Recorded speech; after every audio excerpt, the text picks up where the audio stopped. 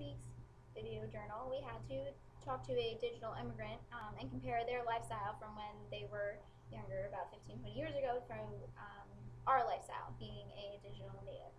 Basically, a digital immigrant is somebody who was not born in the time of cell phones, personal computers, anything along those lines, whereas a digital native is someone who has. For example, a digital immigrant is my mom, who's the person that I decided to interview, and a digital native would be me, my sister, and even my brother. Basically, the biggest differences that my mom said from when she was 20 to now were how she communicated with people. She didn't have a cell phone back then, nobody did. And now she uses her cell phone for everything. She barely uses the house phone. She always is texting and calling people on her phone instead of on the house phone, things like that. So that was a big difference for her. And another big difference was that up until a couple of years ago, she always bought books. Now she uses an e-reader, she uses a Nook, and she buys her books like that.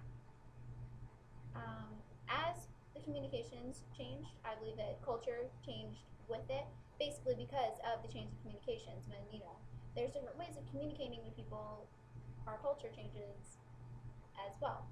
I mean, between texting and everything, that's just what our generation is all about. It's hard to go without. As in last week's video journal I mentioned, I didn't even make it a day without my cell phone. So I think that that's a big difference in culture compared to when my mom was 20 to now when I am.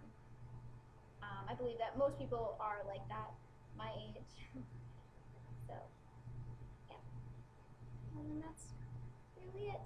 There's a lot of differences. I think that the communication has changed greatly over the past, 20, 30 years, and that it's just going to change even more over the next 20 to 30 years. And one day I'm going to be a digital immigrant.